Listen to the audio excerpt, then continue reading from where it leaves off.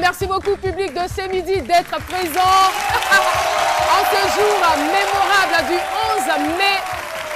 C'est chaud, ça a commencé avec une belle ambiance. Et voilà quelqu'un qui a décidé de venir nous saluer comme ça, un trouble fête. Qu'est-ce qu'on fait dans ce cas?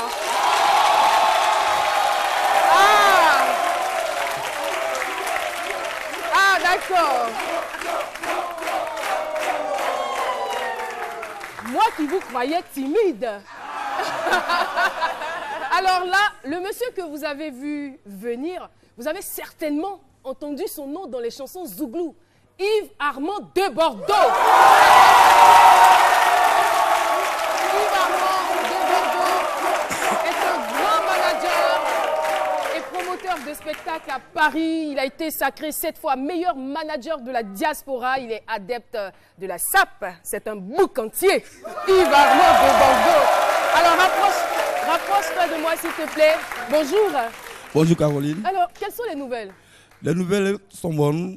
J'ai tenu à passer dire bonsoir à toute l'équipe de l'émission ce midi, à ce charmant public. Oh là là. C'est une émission.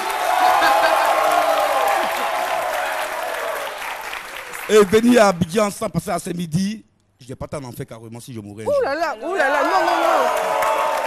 C'est ça. Du bois, touche du bois, touche du bois, touche du bois, touche du bois. Est-ce qu'il y a du fer? D'accord. Touche du bois, touche du bois. Touche du bois. Merci beaucoup, en tout cas ça nous fait plaisir. Et puis merci pour tout ce que vous faites pour la culture, pour la musique, pour les artistes. Merci d'être vraiment passé. Et ces midis continuent d'être suivis en Europe et en France, n'est-ce pas? C'est l'émission que tous les gens de la diaspora suivent au quotidien. Aïe, malgré le décalage. Oui. Merci infiniment. C'est moi. Merci. Et bonne continuité ce midi. Merci que Dieu bénisse la Côte d'Ivoire. J'adore le style. Merci. J'adore le style. Merci. Yves Armand de Bordeaux de passage à Abidjan est passé nous faire un gros coucou. Et voilà, merci beaucoup public, vous pouvez vous rasseoir. Et franchement, un public comme ça, moi j'ai envie d'en avoir chaque midi. Voilà.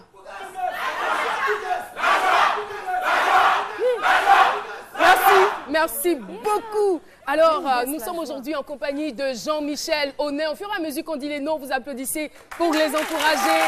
Jean-Michel Onay, Nadiani Diarra, Jessica Bamba, on continue d'applaudir. Et bien sûr, Dr Philo. Voilà.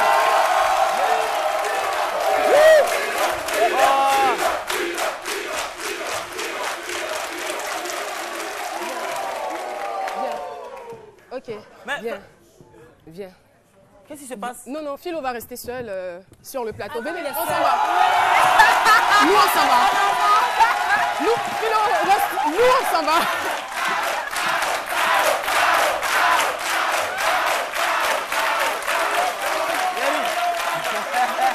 Jessica.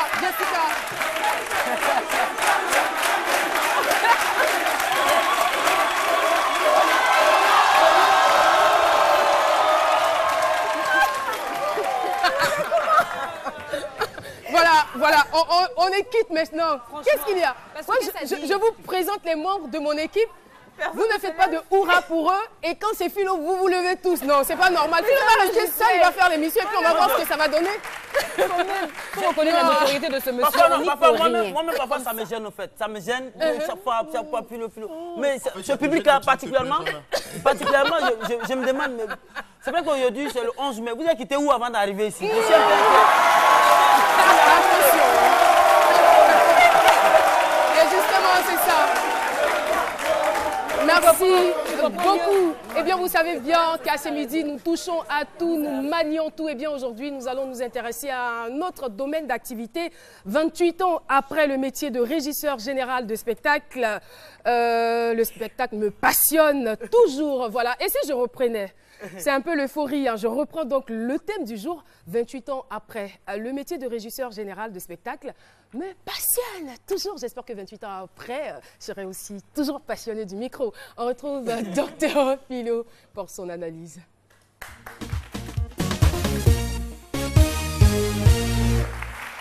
28 ans, le métier de régisseur, je sais qu'il y a beaucoup, vous ne savez pas, quand on est régisseur de spectacle, vous ne savez pas trop. Hein. En fait, ils ne sont pas trop connus, tapis dans l'ombre, mais c'est quand ça ne va pas qu'on sait qu'ils sont là. Quand le micro ne marche pas, on dit, ah, la technique, c'est eux qui gèrent tout, en fait. Le son, la lumière, c'est eux qu'on appelle régisseurs de spectacle. Mais 28 ans dans ce métier, je dirais 28 ans de rayonnement. Parce que c'est ça, au rayonnement. En fait, c'est les gens, c'est eux qui ont généralement au rayon là. C'est eux qui ont généralement au rayonnement. Ils ont toujours l'oreille tendue, il y a un spectacle ici, il y a un spectacle ici. Et puis toujours, même dans le cadre du spectacle, quels sont, qu'est-ce qui ne va pas, qu'est-ce qui va. Et puis, c'est eux, au rayonnement, c'est eux. Et ce que je veux dire, c'est que c'est le régisseur des spectacles. Le régisseur des spectacles, comme il n'est pas, c'est comme ici, hein, Madame Dekao en haut, généralement. C'est midi ici que c'est cycle. Ceux qui sont en haut, ils font tout. La technique, la lumière. Le monsieur Agnero, ils sont là. Madame Dekao, tout cela, c'est eux qui coordonnent tout. Mais généralement, ils sont tapis dans l'ombre, ils travaillent. Et quand ça ne va pas, c'est à eux qu'on fait recours. Quand le micro ne va pas, généralement, c'est des professionnels. Ça n'a rien à voir avec ceux qui animent les baptêmes au quartier là. Voilà. Eux, généralement, la qualité du son dépend du moment de la nourriture. Quand c'est vers 14 ans, on sait la nourriture nette, ils commencent à jouer boisson. Oui, voilà. Comme quelqu'un vient, on dit, venez animer une soirée baptême, toi tu demandes, ils ont fait quoi? C'est quoi ils ont préparé? Il faut venir faire ton travail. Et généralement, le régisseur de spectacle, il est professionnel. Généralement, c'est lui qui prend le micro et fait J, son, J, son. Généralement, c'est lui le régisseur des spectacles. Et ils sont tassés de tout le nom. Généralement, les artistes doivent travailler avec eux. Ce qui me rassure dans cette histoire, c'est que l'invité témoin sera sur le plateau dans quelques minutes et on aura bien sûr la bonne version. Qu'est-ce qu'un régisseur général de spectacle? C'est notre question du micro-trottoir. On va suivre quelques réactions dans la rue. Généralement, on peut dire que c'est celui qui s'occupe de toute la technique. Au niveau de l'audio, de l'enregistrement, de tout ce qui va se passer dans le déroulement du spectacle. C'est une personne, quand on parle de spectacle, qui est à l'organisation, qui organise pour le bon déroulement du spectacle. Le régisseur, c'est quelqu'un qui s'occupe de l'organisation de certaines choses. Et il y a aussi le spectacle, qui est une sorte de manifestation à caractère culturel. Donc si j'associe les deux mots, j'aurai comme définition que le régisseur des spectacles général, c'est quelqu'un qui s'occupe de l'organisation de spectacles à caractère général. Un régisseur du spectacle, c'est celui qui a la lourde tâche de faire fonctionner un spectacle. Comme au théâtre, par exemple, il y a un régisseur son, un régisseur lumière qui fait un peu fonctionner les lumières et le son aussi, les bruitages, etc. Voilà. Eh bien, après ces réactions, nous allons recevoir avec la complicité du public notre invité témoin du jour. Il est opérateur culturel spécialisé en management artistique et régie de spectacle. Son nom, Lothaire Gomi. Monsieur Lothaire Gomi, qui nous rejoint sur le plateau de ce midi, sous les applaudissements du public. Merci beaucoup. Bienvenue. Bienvenue à ce midi. Je rappelle le thème. 28 ans après, le métier de régisseur général de spectacle me passionne toujours. 28 ans, c'est quand même beaucoup. Hein. Alors, pour le profane qui nous regarde, déjà, je peux vous laisser la possibilité et puis l'occasion de dire bonjour au public et aux téléspectateurs. Super, merci déjà de m'avoir invité sur ce prestigieux plateau. Merci. Je salue le public, je salue les téléspectateurs. Merci beaucoup. J'aimerais bien, avant de rentrer dans le vif du sujet, si vous permettrez, représenter mon yako au peuple ivoirien, au peuple congolais pour les disparitions des illustres talents comme Papa Wemba et Pepito, le batteur de Magic System. C'était important pour moi de le dire. Et puis avoir une pensée profonde pour mes 4 petits frères, les magiciens Gaou, Asalfo, Manadja, Tino et Goudé, pour qu'ils restent forts pour ces périodes qu'ils sont en train de traverser. En tout cas, le milieu artistique a quand même été frappé ces derniers temps, avec aussi la disparition de Dikali Adé. De Dikali Adé, donc je pense que puisque c'est des actes de Dieu, nous laisserons Dieu prendre toujours les bonnes décisions parce que nous, il est souverain. Merci infiniment, merci pour cette pensée. Alors, donc, comme je le disais, pour le profane qui nous regarde, pour l'individu lambda, le métier de régisseur général, en quoi est-ce qu'il consiste? Je donnerai un exemple très simple, c'est comme dans une université où il y a plusieurs départements, le régisseur général en est le recteur. C'est-à-dire qu'il a la lourde tâche de veiller à ce que le cahier de charge de l'organisateur de spectacle soit exécuté dans de bonnes conditions. C'est-à-dire toute la partie technique, tous les prestataires qui interviennent dans le spectacle, ils doivent veiller à ce que tout rentre dans le cadre de ce que l'artiste veut et de ce que la production veut. Je m'explique. Pour le cas que je prendrai comme exemple, le FEMUA, on a 10 jours d'installation. Mais il faut installer tout dans l'ordre, c'est-à-dire qu'il faut commencer par assainir le site, après monter la scène, monter les lumières, monter le son, veiller à monter les backstage, donc les loges. Après, il faut avoir un œil sur le dispositif du plan de masse par rapport aux zones sécuritaires, par rapport aux services d'assistance médicale, c'est-à-dire c'est vraiment la personne qui est chef du site et qui doit veiller à ce que tout fonctionne, que tous les départements fonctionnent pour le bonheur des téléspectateurs et pour le bonheur aussi des artistes qui viennent prester sur scène. Alors là, vous parlez du FEMUA parce que vous en êtes le régisseur depuis maintenant 7 ans. Oui. Voilà. Je veux dire, est-ce que pour être un régisseur, l'on a besoin? Parce que tel que vous l'expliquez, ça n'a pas l'air de quelque chose de banal. Je suppose qu'il y a des études. Ça a été quoi donc votre cursus pour en arriver là? La première chose, c'est que j'ai eu la chance de manager le premier groupe de rap africain Positive Black Soul, PBS, Awadi et Degiti.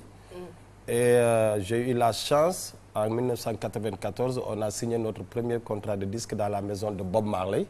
Et comme par extraordinaire, vous m'invitez le 11 mai. Tout à fait. Donc ça nous a permis d'avoir une expérience de terrain, de faire beaucoup de tournées dans le monde. Se former aussi au niveau de certaines écoles, mais après la régie générale, ça demande beaucoup de pratiques de terrain. Je fais un clin d'œil au Massa déjà, parce que je suis aussi régisseur au Massa depuis la première édition en 1993. Nous avons pu bénéficier de certaines bourses pour aller côtoyer aussi des festivals en Europe et aux États-Unis et voir un peu comment tout le chemin public peut être monté dans de bonnes conditions. Et par rapport donc à l'homme, à cette légende de Bob Marley, on ne peut pas faire une émission le 11 mai sans parler de lui. Et vous avez déjà commencé à le citer dans vos propos. Qu'est-ce que vous retenez de l'homme? Ce que je retiens de Robert Nesta, c'est que c'était un enfant de Dieu, c'est un homme unique. C'est des Donc gens vous dites que c'est un enfant de Dieu. Nous sommes tous des enfants de Dieu, non? Oui, je m'explique. Si je dis c'est un enfant de Dieu, c'est-à-dire qu'il avait une philosophie, une compréhension des choses qui, jusqu'à aujourd'hui, les gens se retrouvent dans ces textes. Il avait cette force de composition, il avait cette force d'écoute, et il avait surtout son grand cœur pour investir, parce que lorsqu'on a signé le Positive Black Soul, c'était un petit groupe de rap du Sénégal non connu. Donc lorsqu'il nous a signé, il nous a mis dans des conditions extraordinaires pour qu'on puisse avancer. Et pour moi, Bob Marley restera toujours une légende. Il n'est pas le seul, il y en a encore beaucoup d'autres. Pour moi, Alpha Blondy, c'est une référence incontournable. Youssou Ndour, pareil. Les deux mamans, Paix à leur âme, Césaria Evora et Myriam Makeba, c'est pareil. Donc pour moi, il y a des icônes où il n'y en a pas son deux, en fait. D'accord. Très intéressant tout ça. Alors, vous venez de nous dire que vous êtes en quelque sorte la cheville ouvrière d'un événement. Vous en êtes la pièce maîtresse. Vous êtes là du début du projet jusqu'à la fin. Et après, pendant le spectacle, pendant l'événement, vous devenez invisible. Alors, où est-ce que vous retirez votre satisfaction? La satisfaction première, c'est d'arriver à faire travailler toutes ces équipes ensemble. Ce qui n'est pas facile parce que en Côte d'Ivoire, on a la chance d'avoir des prestataires techniques vraiment de haute qualité. Aujourd'hui, en Afrique de l'Ouest, je pense que si tu veux un parc technique, la Côte d'Ivoire est numéro 1. Pour ne pas citer les boîtes, on les connaît un peu. Lorsque je travaille avec eux, toutes les fiches techniques que je demande sont fournies. Parce que ce qui est plus grave, c'est lorsque l'artiste vient, ce n'est pas seulement parce qu'il a signé un contrat. Ce n'est pas le contrat qui est le plus important. Le contrat peut faire 3 feuilles, mais après, c'est la fiche technique, le technical rider, qui peut faire 29 pages. Là où ils te demandent, voilà le matériel que je veux sur scène, voilà ce que je veux dans ma loge, voilà les dimensions, voilà le nombre de miroirs, voilà la maquilleuse, etc. Tout ça, le régisseur général doit cumuler toutes ces fiches techniques des artistes pour en faire une seule fiche technique. Donc si tu n'as pas un prestataire extraordinaire comme Arel, comme ProPlus, comme Wendy & Co, etc., je passe, comme Smarty Event, tu te retrouves coincé. Non, c'est pas de la pub. Non, pas du tout. C'est pas de la pub, mais c'est pas de la pub parce que c'est connu. C'est connu. Moi, je pense qu'aujourd'hui, ces sociétés qui ont investi, qui emploient des jeunes, peut-être peuvent aussi bénéficier qu'on leur dise merci, chapeau, pour avoir travaillé 15 jours, pour avoir sorti du gros système, pour avoir investi à ce que tous les artistes comme Aïjaman viennent et qu'ils disent « Yo, I'm so happy that. Tu vois, c'est tout ce que tu recherches. Après que tu vois que tu as un public... Il a dit ça vraiment? Il a dit ça. Récemment, là? Récemment, il m'a dit « Yo, son, I'm happy. Voilà.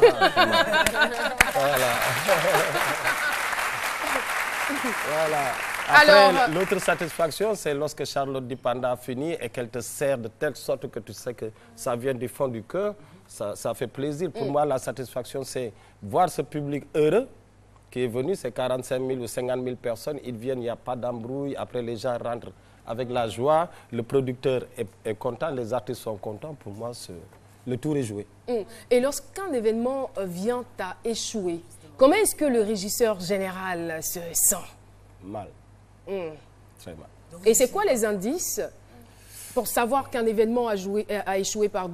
Est-ce que c'est par rapport, par exemple, aux problèmes techniques qu'on rencontre pendant l'événement, ou c'est lorsque on va dire les spectateurs n'ont pas répondu massivement, n'ont pas répondu présent à l'invitation?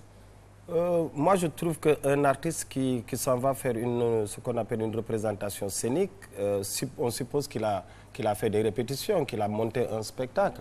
Pour moi, un artiste qui se respecte, si tu viens dans une salle ou un festival, s'il y a 10 personnes, ou bien s'il y a 1 million de personnes, ton show ne doit pas être dénaturalisé pour autant. Tu dois donner ton maximum. J'en connais des artistes qui ont joué dans des salles où il y avait 10 personnes, mais parmi ces 10 personnes, il y avait un producteur. Donc tu fais ton show intégralement et après il vient te dire ça va, tu as signé chez quelqu'un, non, bon je suis le directeur artistique de Universal ou de whatever. Tu te rends compte que s'il y avait 1 million de personnes, peut-être il n'arrivera pas à te voir. Justement, moi je voulais demander en 28 ans de carrière, quel a été selon vous votre plus gros challenge? C'est-à-dire il y a peut-être un événement qui vous a marqué ou ça a été peut-être très difficile en particulier. Est-ce qu'il y a un événement qui vous vient où ça a été un événement, un seul? J'en ai beaucoup, En 28 ans. Il était difficile peut-être à organiser, qui vous a marqué? Bon, après, il y a un gros travail psychologique dedans, un gros travail de calme. C'est lorsque récemment, j'étais même venu avec lui ici, pour ne pas le citer, Stromae. Il démarre sa tournée africaine, c'est la première fois que tout son groupe vient en Afrique. Et puis sa première date est à Dakar. Tout est monté durant une semaine. Après le premier morceau, boum, le groupe électrogène lâche. Ah, là, si tu n'es pas calme et que tu paniques, c'est tout le système qui panique. Donc, tu te ressaisis et puis tous les techniciens se mettent ensemble parce que souvent, c'est plus de 150 personnes que vous ne voyez pas, qui sont dans l'ombre, qui travaillent, qui se réveillent à 8 h du matin, qui se couchent à 6 h du matin et qui sont obligés de faire le rolling jusqu'à ce que la dernière date soit exécutée. Donc, il y en a aussi des scènes que tu montes et après par ce qu'on appelle act of God, par un cas de force majeure, il y a un gros vent qui vient et qui démonte toute la scène. Bon, après, j'imagine. Après ça, tu ne peux pas ne pas avoir mal parce que tu ne peux pas rattraper cette date-là puisque si ça t'arrive la veille, tu es obligé après, puisque c'est un cas de force majeure, l'organisateur va se replier et reprogrammer sa date à une autre période. D'accord. Et si on revenait, je te donne la parole tout à l'heure, si on revenait sur l'incident qui a eu lieu, le malheur qui a frappé le FEMUA, les Ivoiriens et les Congolais, je veux dire, par rapport au micro, l'histoire du micro empoisonné, franchement, là c'est chaud parce qu'il retire ses lunettes. Alors, le régisseur général dit quoi dans cette histoire? Vous m'excuserez beaucoup de vous le dire de cette manière, parce que pour moi, un plateau comme c'est Midi, c'est un plateau où je ne vais pas insulter l'intelligentsia.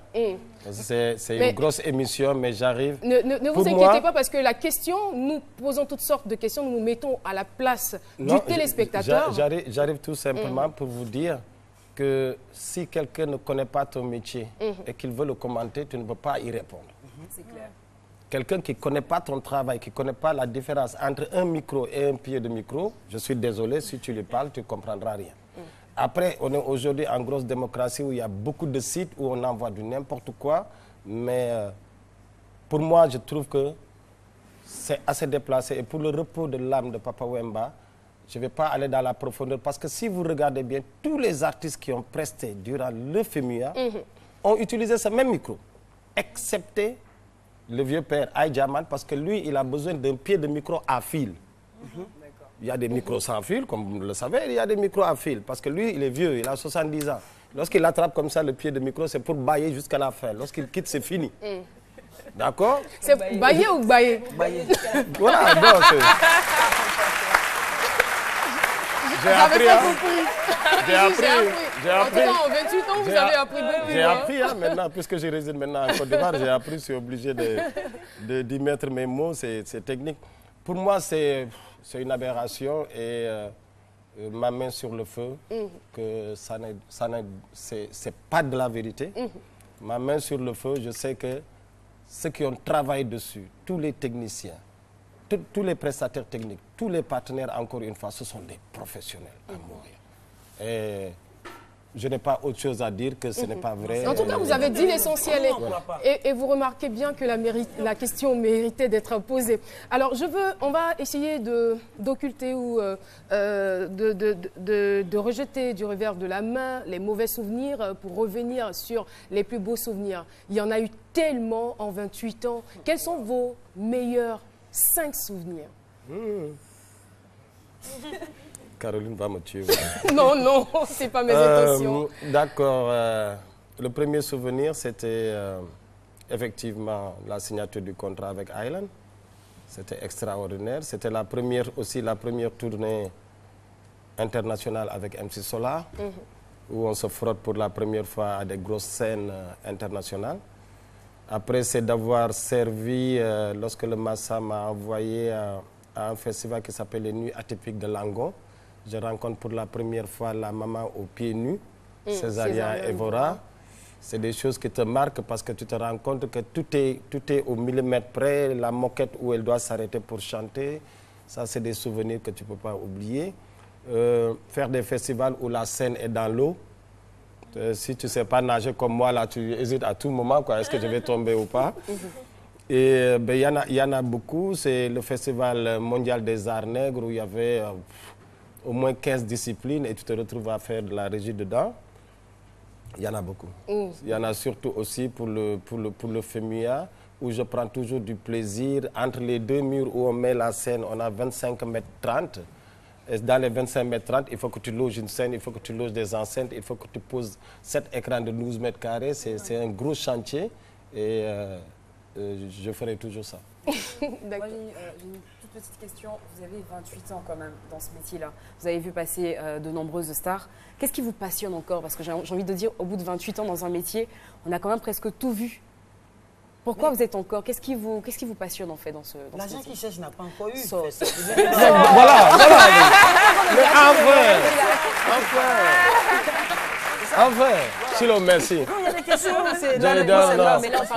Mon épouse est en train de regarder l'émission. Tu viens de gagner un chep. Alors, Monsieur Gomis, vous insinuez que le métier de régisseur général ne nourrit pas son homme? Ça nourrit son homme, ça dépend des nombres de geeks que tu as, ça nourrit son homme parce que tu te retrouves à faire, dans un chantier, tu peux te retrouver à faire plus de 50 km entre tes différents points de travail, je vais dire. Après que tu aies fini un gros chantier comme FEMUA, tu as 3 jours où tout le corps te fait mal. Et moi, je suis encore passionné parce que je ne vais pas retourner à l'université. Aujourd'hui, je fais plus un partage d'expérience. Parce qu'il y a des jeunes qui ont envie de prendre notre expérience, qui peuvent, une fois qu'ils ont encore le courage et le sérieux et la persévérance, ils n'auront pas besoin d'aller en Europe ou aux États-Unis pour vivre. Ils peuvent Est-ce qu'il y a bien vivre de leur métier. Est-ce qu'il y a des écoles de formation pour ça ici? Pour l'instant, à ma connaissance, non. Mais sauf vérification, peut-être à l'INSAC, ils ont des modules. Mais une école où c'est une école des artisans du spectacle vivant, j'en connais pas. Mais s'il y en a une, moi, je donnerai gracieusement ma petite expérience. Mais je ne décrocherai pas pour l'instant parce que c'est tout ce que je sais faire actuellement. Merci beaucoup. Alors, parlons de votre passion, puisqu'elle est là, intacte, après 28 ans. Comment est-ce que vous l'entretenez? Comment est-ce que vous ravivez chaque fois la flamme? C'est ça. C'est lorsque je regarde cette photo et que j'ai deux talkies. Le talkie qui est à ma gauche, c'est le talkie du comité d'organisation. À droite, c'est le talkie de la production technique. Et après, il y en a un deuxième là-bas pour le quart qui fait la captation audiovisuelle. Parce que je tiens à Monsieur Anjou, s'il vous plaît, est-ce qu'on a des talkies ici? Bah, d'accord. Tout est là-haut. OK. Bon, on allait vous en donner, en fait. Bon, après tu as aussi un autre talkie pour parler à la captation audiovisuelle, à ABS et à la RTI, parce que merci à la RTI pour la retransmission en direct de certains événements auxquels je participe. Et pour ça, il faut aussi, tu dois donner le topage, tu ne cours pas vers le quart, tu dis, bon, comme ici, le plateau pour le quart, je donne le topage, tu donnes le topage, tu envoies l'animateur et puis ça roule tout seul. Monsieur Gomis, merci infiniment d'être passé, partager avec nous cette riche expérience. On ne pourrait pas l'égrener en 25 minutes, mais on a quand même retenu l'essentiel. Merci beaucoup, avec bien sûr les encouragements de notre public. Merci. C'est donc la fin de cette première partie. Vous voulez témoigner à cette émission, n'hésitez pas à nous appeler au 22 01 00 00. C'est la pub.